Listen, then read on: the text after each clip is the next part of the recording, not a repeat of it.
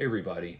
So people seem to like my videos where I talk about the craft of writing and I don't do them enough. So I wanted to write a video or do a video, sorry, in response to someone called Book Fox. I don't know who this person is. I just encountered their videos for the first time when I was recommended a video that this guy had done on how to write women or how not to write women, and he did a follow up on how not to write men. And his uh, his angle was that if you do these things, your story will scream that it was written by a man, or it will scream that it was written by a woman because of your ignorance of men of certain fundamental ideas about men and women and that kind of thing. We'll get into all of that and more, but first, of course, I want to let you know that I have patreon.com/JordanOwen42 set up and running, and would love your contributions to help me grow the channel, etc., etc. Anyway, so getting into this, the thing is, what Book Fox gets into is something that I have a problem with a lot of people who do writing advice videos on YouTube, which is they don't really, I think, communicate very much about, uh, things like cultivating and developing ideas, plot structure, story structure, that kind of thing. And I understand that's not everything he's getting into in this video, but they don't have a really good sort of curriculum to them where they develop they develop their ideas over time in terms of how to really develop a story and bring it to fruition and that sort of thing. It's these bullet point things of like 8 things that make it sound like you drink liquefied tomatoes for lunch or something like, these bullet point kind of things we're all obsessed with. Top 10 things that blah, number 3 will shock you, that sort of thing. These are not very helpful, and they're a little bit more clickbaity, I think. So he does first his video on that's supposed to be for men to help them understand how to write women. And uh, I will say, in both cases, he has a couple of valid points, which are one, that men and women tend to be ignorant of the physicality inherent to the opposite sex a lot of the time, because there's just things that you as a man go about in your daily life that women don't know about, and things women would go about in their daily lives that men wouldn't know about. So, for example, he uses he uses the novel Silence of the Lambs. There's a scene in the book where the character Clarice Starling is on her way to speak to Hannibal Lecter, and she's nervous about meeting with him. So she goes in the restroom and splashes water on her face, which is not something that a woman wearing makeup would do. So he said, so he advises against doing things like that. The thing is, the thing that I have a problem with there is, of course, there's always going to be, and this doesn't get discussed in videos like these, there's always going to be content or context reliant exceptions to those rules. So yes, in that context, a professional woman who regularly wears makeup as a part of her job would not go splash water on her face. But you could have, for example, a scene where, let's say, you have a little girl character who, she's, I don't know, 9, 10, 11 years old, in that range, and she doesn't normally wear makeup, but her mother did up some nice makeup for her because it's picture day at school, and so, not thinking about it, she goes to the bathroom and washes her face, and now her makeup is smudged. That kind of thing. So there will always be, and that's just an example I made up on the spot, that there will always be context reliant exceptions to these rules. And I don't think that's articulated enough, because what ultimately happens is a lot of these observations, and this is getting into the things I don't agree with, a lot of these things, he says there's never a reason to do this, there's never a reason to do that, and then I can think of plenty of different reasons why you would realistically want to do that in your story. For example, one of his things, he says, is that there's never a good reason, he says, never a good reason to describe a character as being beautiful at one time, but now past her prime. That you just don't, you shouldn't do that. That reflects a way that a a male way of looking at women and that sort of thing, and it values them the wrong way, etc., etc. Wait a minute, says who? Right off the bat, I thought of Miss Havisham from Great Expectations. I mean, the whole story is built around this woman having been at one time, this high society beauty, and now this faded spinster and everything like that.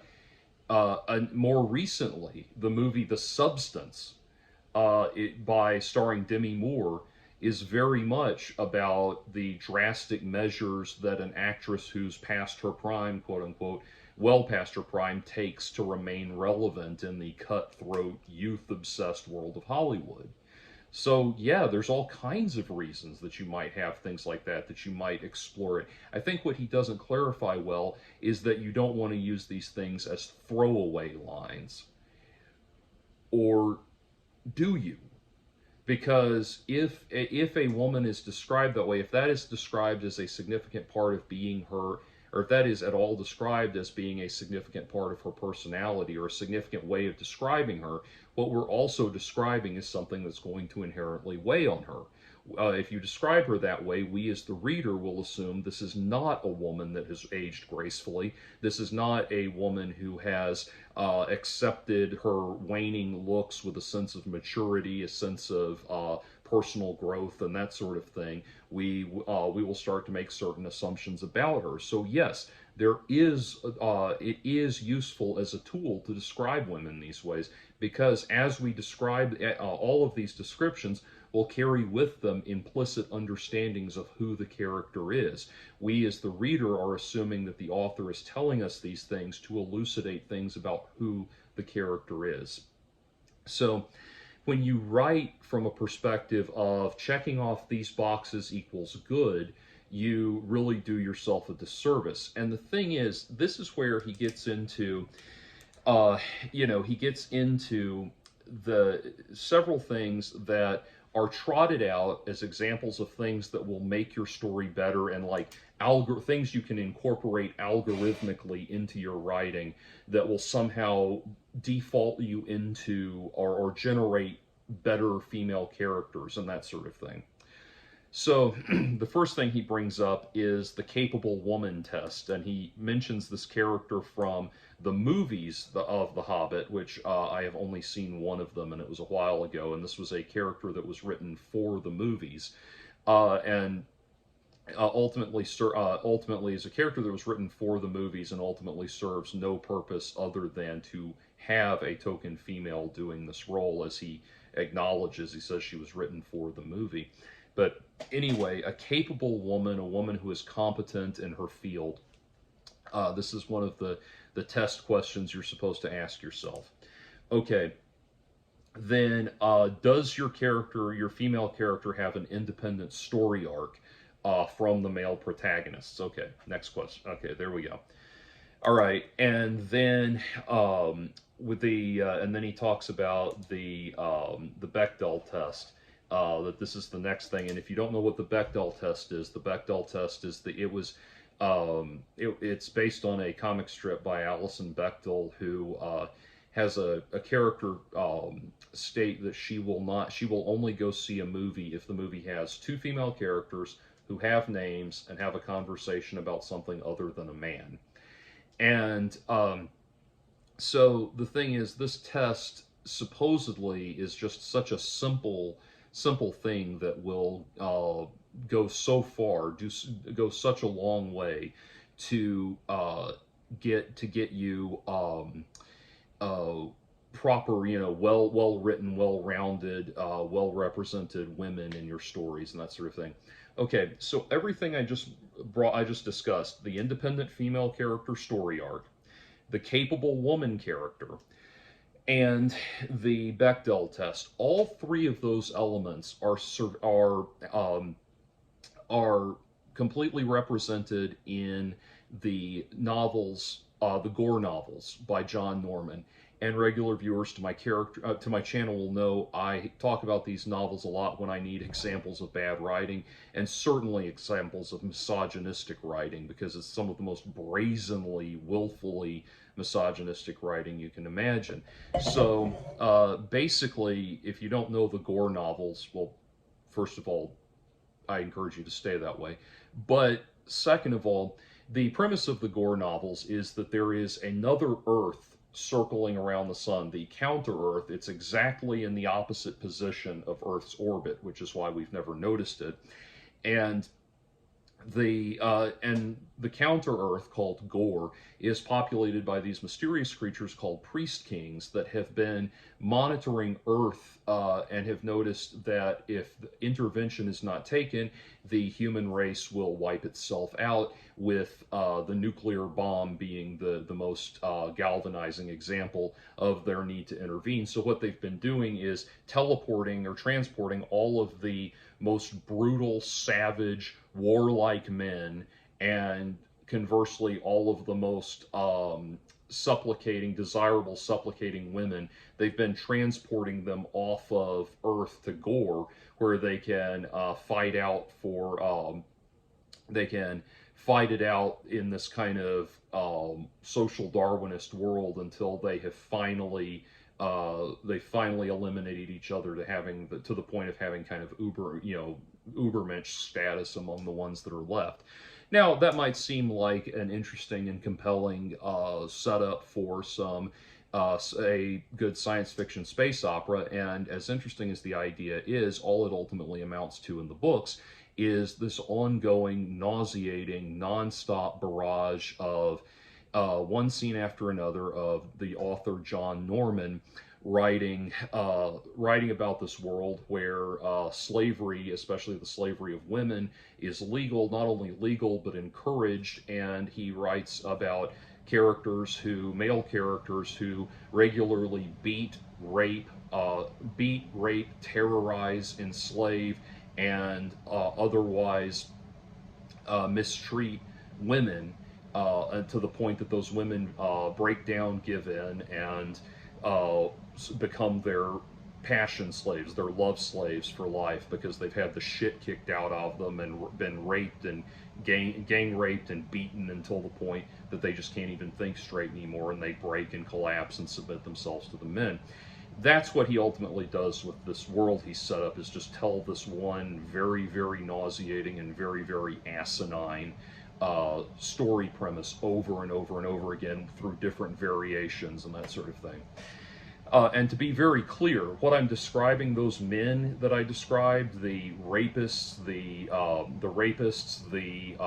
abusers, the woman beaters, the guys that routinely kick the shit out of women and that sort of thing to beat them into submission, they're presented as the good guys.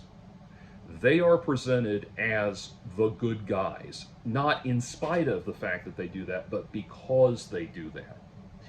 You can understand why a lot of people might get pissed off at these stories.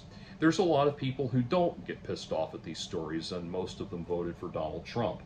But irrespective of that, I bring up these god-awful, disgusting, misogynistic stories because every single one of these elements, okay, capable women, the most recent, I just looked this up for a ready example, the most recent Gore novel to be published is called, I just had it right here, Treasure of Gore. Okay, and I just looked at, this came out March 26th of last year, so this is the most recent book. And the setup for the story is it's about a woman, about a woman named Agnes Morrison Atherton, who is a very successful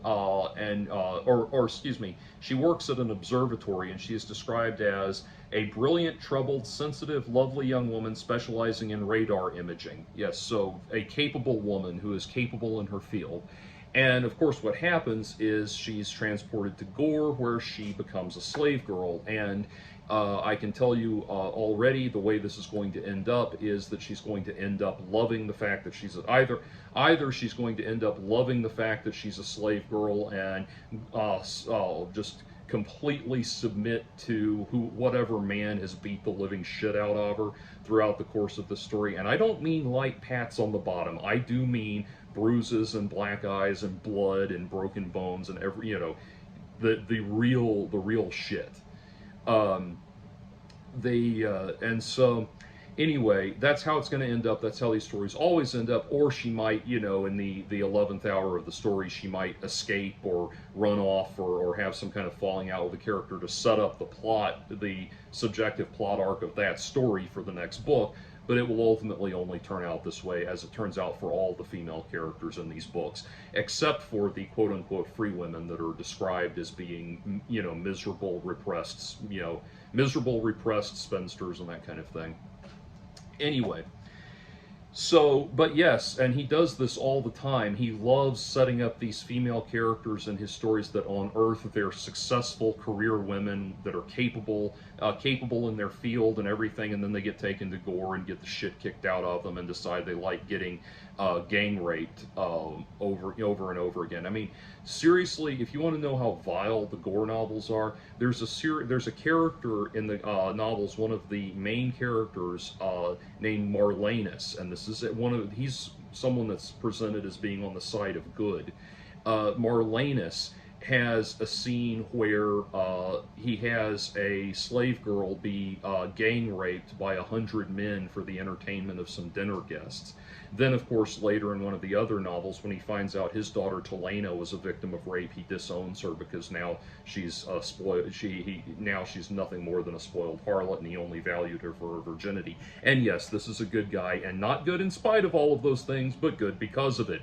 Fuck you, John Norman. How do you live with yourself? Anyway, but then let's think about do you have a female character who has an independent story arc? Okay, well, in the Gore novels, yes, there are plenty of female characters that have independent story arcs that are independent from the male characters. For example, one of the longest running story arcs throughout all of the novels is the back and forth, will they, won't they, on again, off again relationship between the main character, Tarl Cabot, who I read about, I think, 5 or 6 of these books. The early ones aren't that long, and I just wanted Tarl Cabot to die. That's all I wanted. I just wanted him to die. That's the only thing I wanted out of these stories, but he never does. But anyway, so there's this ongoing back and forth between him and Talena, who is Marlanus's daughter. And Talena has her own story arc that exists independent of Tarl Cabot. She comes in it. They're all the Tarl Cabot novels are all told from Tarl Cabot's mostly, I should say, told from Tarl Cabot's perspective. And so we do have to find out, in flashbacks and follow-ups and everything, what Talena's been up to. But yes, she has this independent story arc independent of Tarl Cabot. Talena is the absolute worst example of a woman you could possibly want to write. She's haughty and bitchy and tedious and high maintenance and just the ultimate stereotypical portrayal of how a brain-dead jock who can't appreciate the women in his life views the women in his life as just this, these noisy, irritating things that he gets to fuck periodically. Seriously, John Norman, fuck you. Anyway, so, but yes, she's got an independent story arc. Finally, the Bechdel test. Throughout the Gore novels, yes, you have scenes and indeed entire story arcs within the books that involve women doing and have names, doing things that have nothing to do with having conversations and indeed whole courses of activity that have nothing to do with men. There is a scene in the first, I don't remember if I think it's Slave Girl of Gore, that has the first scene of is the first novel told from the point of view of a woman. They've all been told from Tarl Cabot's perspective up until that point. But they have, sorry, it's the first scene, the first novel told from the point of view of a woman, Eleanor Britton from Park Avenue, New York. And I know that because she says it over and over again so many fucking times in the book. But anyway, Eleanor Britton, this character, at one point, she's taken captive by the Panther Girls. The Panther Girls being this tribe of Amazonian women that they are I believe they're called the Panther Girls. I need to double check that. It's been a few years since I read these books, but they are this tribe of women, these kind of Amazonian women that live in the forest and separate from the men, and they're captured and taken slave by these this group of women. She's captured, taken slave by them, and there's a whole section of the novel where there's no men to speak of, and she and another girl escape. They work out an escape plan and they escape into the woods, and then the escape fails because one of the two girls decides that the other one is prettier than she is, and so now she hates her, and they don't trust in each other anymore, and they get captured again. And so again, passes the Bechdel test, passes it with flying colors, and it's still the most insipidly stereotypical, sexist, misogynistic portrayal of women throughout.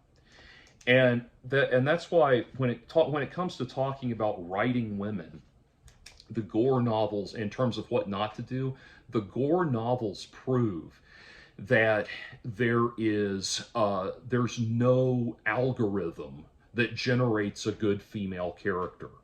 All of these things he wants you to keep in mind when you're writing a good female character. All of these things, and seriously, John Norman, fuck you. I don't know if I've said that enough in this video. But anyway, there's no algorithm that you follow. There's no process of do these things and you will by default generate a good female character. No, you can check off all of these boxes, 100% of them, and still be the most insanely misogynistic asshole on the planet. Now, the thing is, the reason the Gore novels can pass all of these tests, all of these litmus tests for quote-unquote good female characters and still be misogynistic as hell, is because the Gore novels, there's God knows how many billions of these stories now. This most recent one that I just mentioned is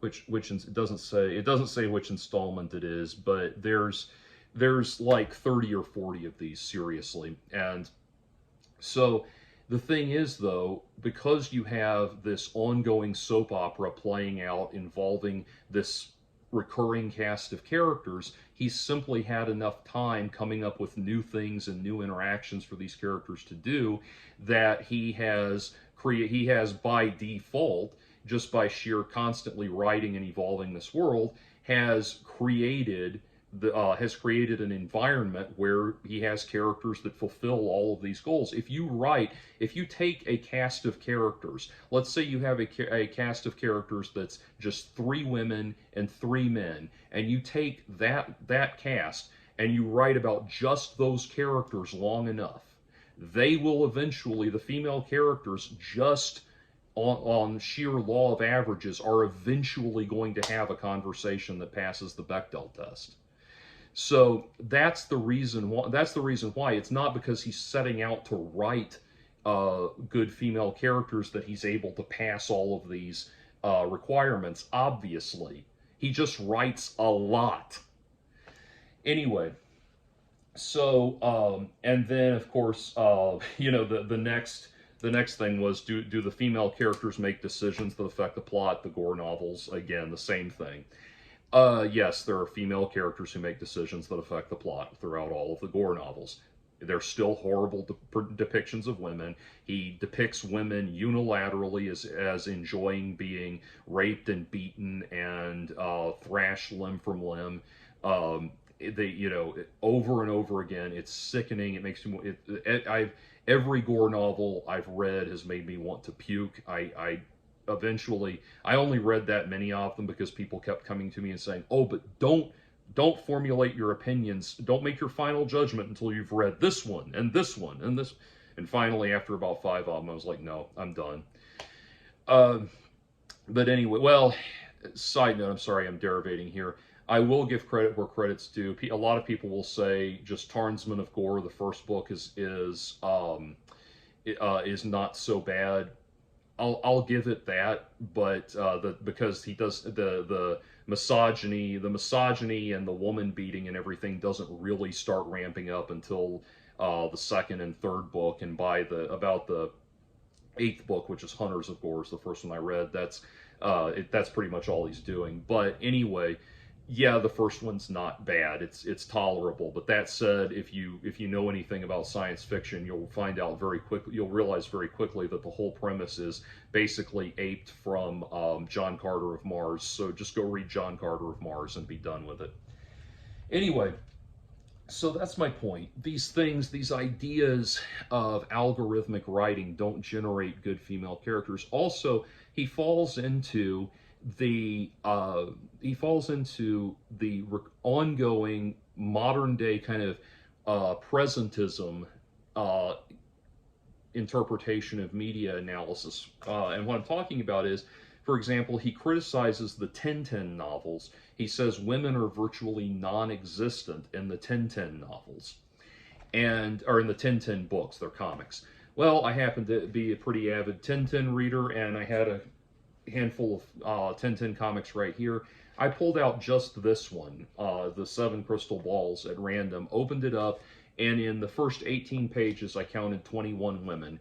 Granted, most of them were background characters, but most of the men were background characters as well.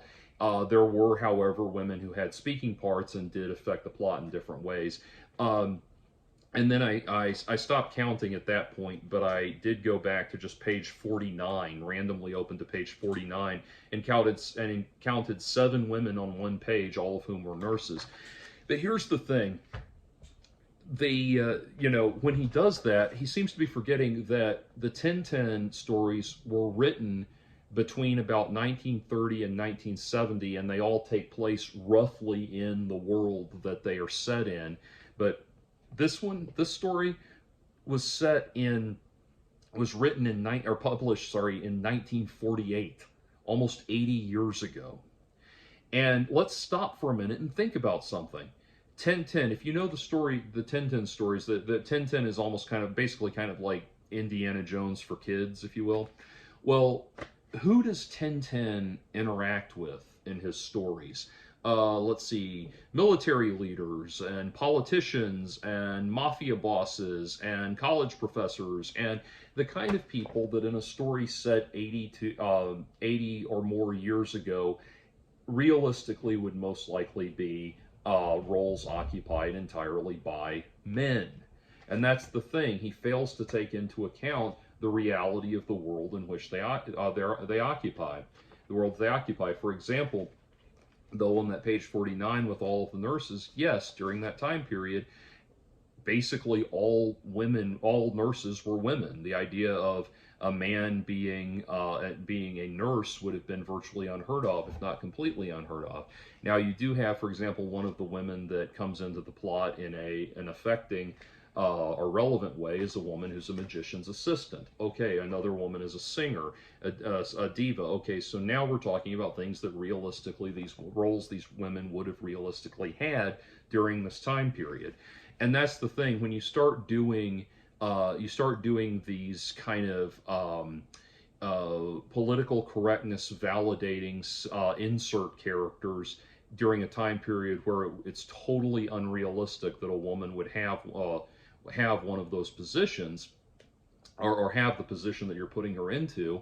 What that really does, that doesn't scream this story was written by a man or that story was written by a woman. It screams this story was written by someone who's trying their damnedest to make sure they don't get called a misogynist on the internet, and now the story is kind of ruined because I'm taken out of it and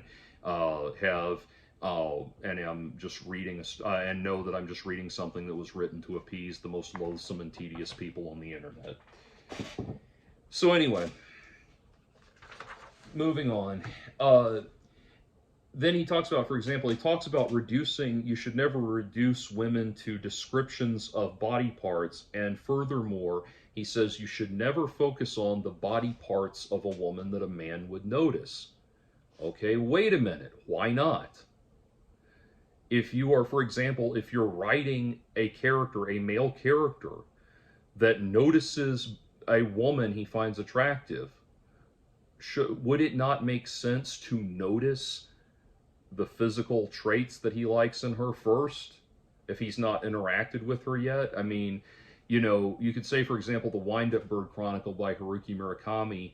The first thing that happens is the main character is at home by himself, and he gets a call from a woman who's basically wanting to have phone sex with him, but it's someone he doesn't recognize and doesn't know. So I guess you could say in a situation like that, that's the rare exception where he formulates his opinion about this woman before seeing her. But by and large, you're going to visualize, you're going to see somebody before you notice them. And yes, there are physical traits that men are biologically wired to notice in women by default, and that's going to keep happening. And it's funny because he wants you in his follow-up video on how you ought to write how you ought to write men.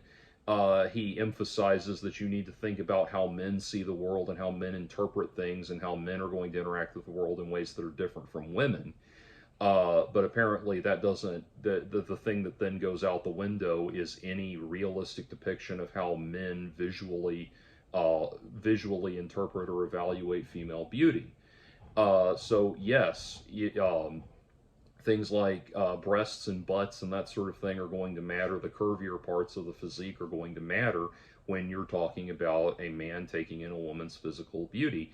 And basically, it comes down to, again, this thing where we are totally and completely terrified of portraying women as being attractive to men at all in stories. And you think about a real life manifestation of this was when Carrie Fisher died, and Harrison Ford tweeted, and I'm paraphrasing here, he tweeted that when he first met Carrie Fisher, he thought she was one of the most, incredibly beautiful woman. And then he discovered that she was also, I think he said, intelligent and funny and all of this as well. And people just tore into him for that. How dare you notice her physical beauty first before noticing her finer qualities and all of that. And again, it's just a totally unrealistic standard to hold people to. Of course you notice what somebody looks like before you find out what their character quality is. And Carrie Fisher was a stunning woman in her day, a absolute sex symbol in her day, and it's totally realistic that understandable that Harrison Ford would have had that reaction. And so, you know, we talk about the male gaze as if it's some kind of crime, as if portraying the female physique in a way that is attractive to men it's become this absolute crime that is, I don't totally understand it, but apparently men thinking women are attractive precludes them from having larger, more in-depth thoughts about their character or their spiritual or emotional or psychological beauty and those deeper qualities and that sort of thing. It's for some reason, as if you as a man in your writing describe a woman as being beautiful in a way that would communicate that beauty to a man, or as being relevant to how men will interpret female beauty, the minute you do that, you have there are all of these people on the internet that will start crowing about how you hate this. Obviously is clearly indicates that you are a rabid red pill conservative man who hates women, wants to see women raped and black babies starve in the streets or something like that. Like, immediately these assumptions and accusations are made about you, and everything that this guy's saying reeks of that, how to tiptoe around the completely unreasonable demands and expectations of politically correct media, politically correct internet commentators, and meet with their approval. And here's a hint: you're still going to fail no matter what. And that brings me around to the main point that I had about his writing about men is he does um, he tries to do kind of a similar thing, talking about not reducing men to their physicality and that sort of thing. And he talks about unnecessary physicality. So, for example, you should never, he says, you should never say his muscles heaved as he opened the door. Because it's just a door, you wouldn't describe it that way. And I immediately think, okay, wait a minute. What if he's pulling open what if he's pulling open the door of a bank vault by himself, or something like that, or a situation where the door requires tremendous strength. But again, actually, it goes deeper than that. There are times when it's appropriate and necessary to describe mundane occurrences in exaggerated ways. For example, there's a scene in the novel Atlas Shrugged. Now, I know when I said that, a lot of you just humphed and roll your eyes, but we're just talking about one sentence. That's all. You don't have to get on board with free market, laissez-faire capitalism, and you don't have to write in and pester me about how Ayn Rand collected Social Security and yada, yada, yada. Just this one sentence. It's a scene where a bunch of characters are sitting in a studio at a radio studio, waiting for an important announcement that's going to be made. And it's very tense. Nobody is speaking. Everybody's on edge, and waiting for this announcement to be made. And it describes the first way that the scene is described. The first sentence of the chapter or the section is, the hand of the clock went slicing off the minutes. That sentence right there describes perfectly how tense everything is in the room. It's dead silent. The only thing people can hear is of the mechanical clock on the wall and everything. It went slicing off the minutes. Perfect description, exaggerated description of a mundane occurrence. The hand of the clock is not literally slicing anything. It's an exaggerated description, but it is necessary to get the point across. And so that whenever you hear people talking like this, like there's never a reason to do this, that, or the other, they are usually thinking within a very narrow and very naturalistic scope. It's as much as this guy cites examples of things like things from fantasy novels and science fiction novels and that sort of thing, most of the advice he's giving you is only really effective if what you're writing is the most mundane of everyday characters.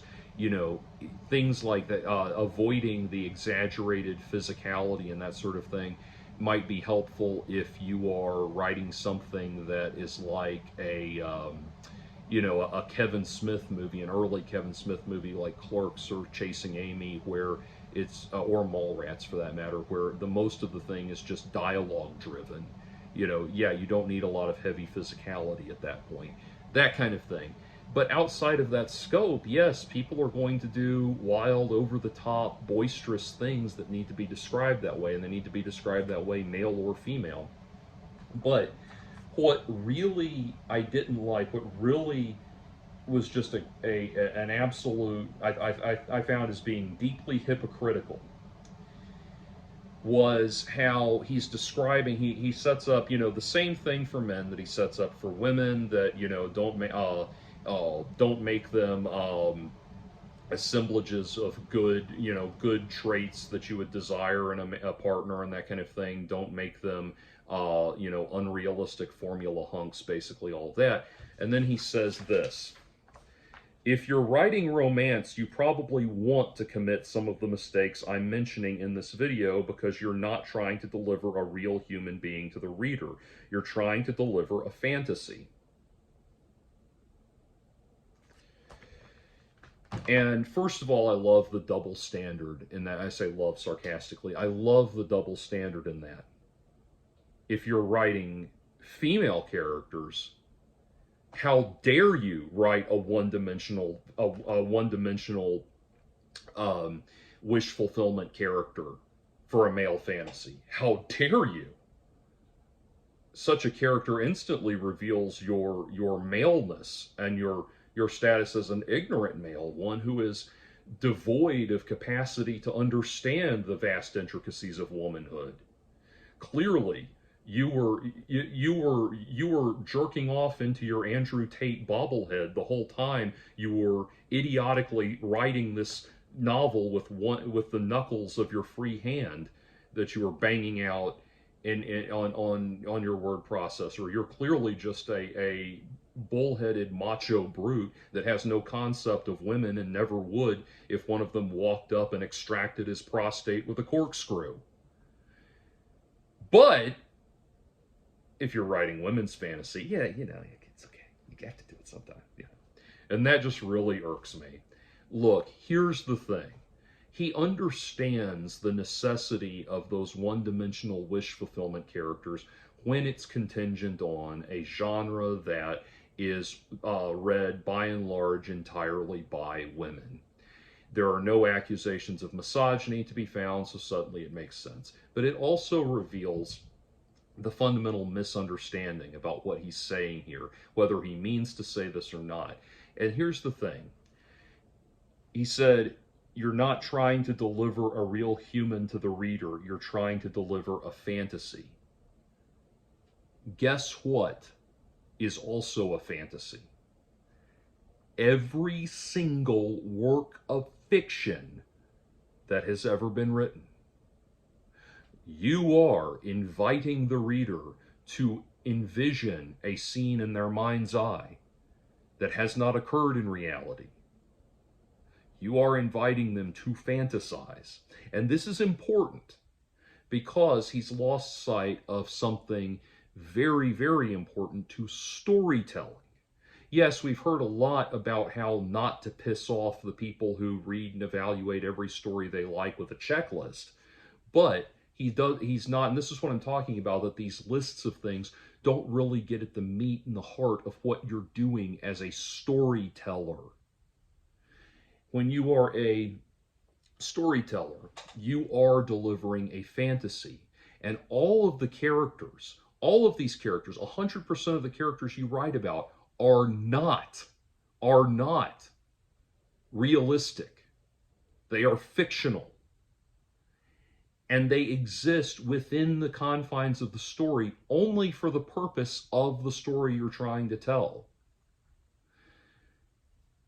So no, you will never write a fully well-rounded, realistic character because those characters are only going to be in your story insofar as they are relevant to the story that you're telling. Stop and ask yourself, are you trying to tell an interesting and engaging story that the reader will enjoy? Or are you trying to write a series of dramatized affirmations for highly progressive, political correctness-minded women to pat themselves on the back and feel like everything is okay? It's okay to be you. It's okay to have, it's okay that you decided to have a career instead of a family. It's okay that you spoke up for yourself at the board meeting. It's okay that you want a man who understands, who values your emotional depth. It's okay to want all of those things. Mom and dad didn't affirm that for you. They had old school values, and you're not sure of yourself getting out in the world, but it's okay. It's okay to be you. Now, I want to stop here and say something that people probably don't intuit if I don't spell it out for them. It is totally fine to be a woman, a career-oriented woman, a woman who speaks up for herself and speaks her mind. Those are the kind of women I like and I respect. I don't personally have any respect for, sniveling, cravenous, little submissive women. That's not what's appealing to me. Again, that's why I can't comprehend things like the Gore novels, where the ultimate example of womanhood is just basically an organic ottoman. By ottoman I mean the furniture, not the culture of people. But anyway, uh, that there's nothing at all wrong with that. Please don't misunderstand me when I say that. But what your story reads like is, it's okay. It's okay to be you. See, here's a story dramatizing a bunch of situations that are similar to the personal doubts and shortcomings and struggles that you deal with on a daily basis, and it's okay. Everything is okay. It's okay. That's what those stories feel like. They're not entertaining or interesting stories. And what makes for interesting stories and interesting characters is characters who exist for a purpose, yes, for a purpose relevant to the plot, and one that enriches the world and the story that the reader inhabits. There is no correct number of women to have. He mentions, for example, that you need to make sure that you have background characters, that in your stories that are also women. Now, first of all, as soon as you start down that road of thinking, what you're going to find is that, these same people, the next thing is to say, oh, the barista at the Starbucks was a woman. Well, you should have made that character a man, and the lawyer that was talking on their phone in the corner of the Starbucks, that should have been the woman. That's the next thing where this stuff goes. There is no correct number of women to have in your stories. There's no correct way for women to interact with each other. Think about it this way, bringing it back around to the absurdity of the Bechdel test.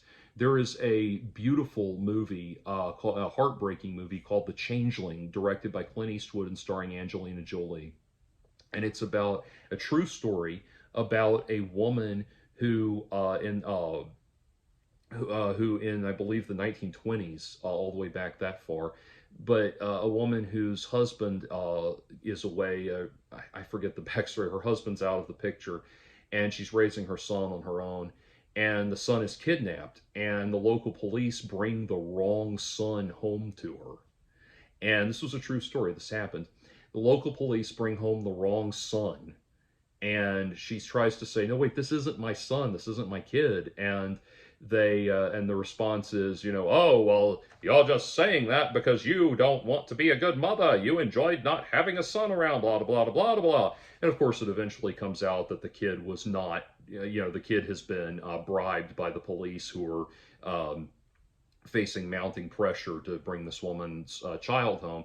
This kid has been bribed to say that he's the son for the sake of satisfying the public scrutiny and all of that.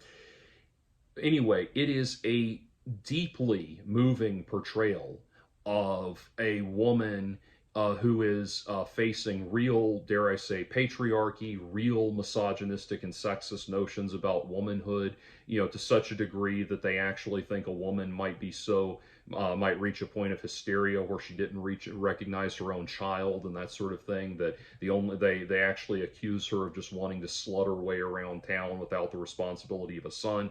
Basically, it's basically how Matt Walsh and Michael Knowles would handle the situation.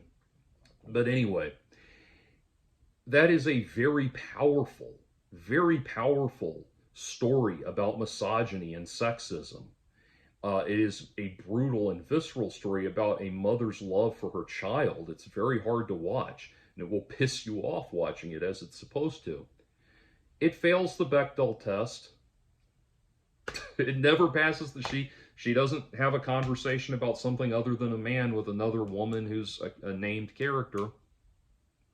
So that's the point.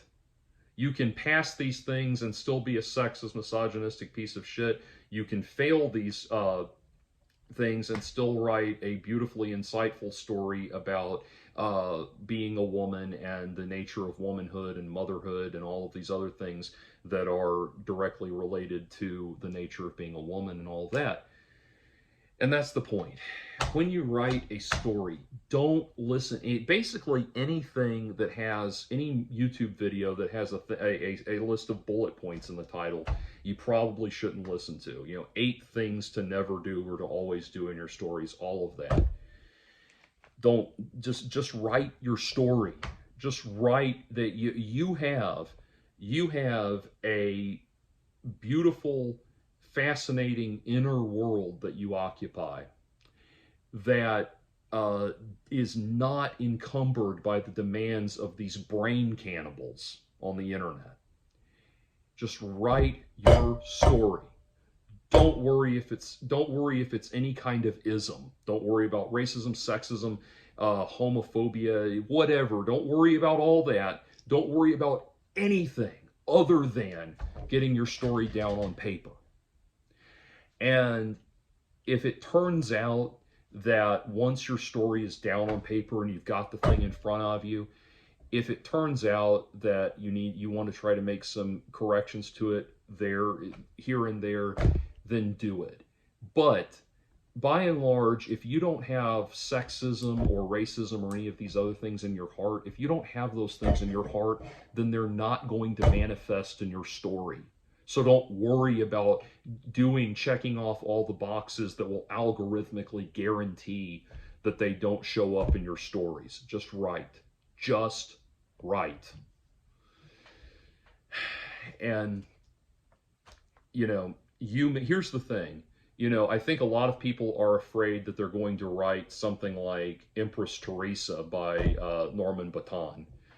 Which, if you don't know about Empress Teresa by Norman Baton, just go look it up. It's one of those internet fandom culture oddities, kind of like The Room by Tommy Wiseau. This thing that's completely and ridiculously incompetently done, but the creator is convinced it's this work of sheer brilliance and all of that. If you're worried about writing something like that, rest assured your worry and your concern is a good indication that you won't. The reason people like Tommy Wiseau and Norman Baton write these ridiculous and absurd things is because of the Dunning-Kruger effect. They're not competent enough to know that they're not doing a good job. But if you're worried about that, if that's something that's on your mind, that's a good indication that you're already on the right track. If you're completely full of yourself and convinced that everything you write is the most brilliant literature laid to print since Marcel Proust, that's a much greater sign that you're going to end up like Norman Baton or Tommy Wiseau. But if you are already your own worst critic, then you have your both feet on the ground. So just write your own story, get it down on paper, and don't let these lists of bullet points videos on YouTube hold you up. There's no right way to write women. There's no one right way to write women, and there's no algorithmical, no algorithm that you can employ to generate a solid female character. All characters are in your story for a reason. They serve a purpose. And if the character is fulfilling the purpose they serve in the story, that's what you need to worry about. Not the incessant yammering of busybodies on the internet that are only going to read your story in bad faith and only going to go through checking off and highlighting examples of things they don't like.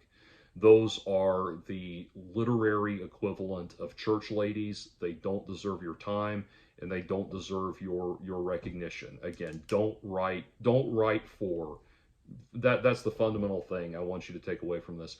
Don't write your story for people who are only going to read your story in bad faith.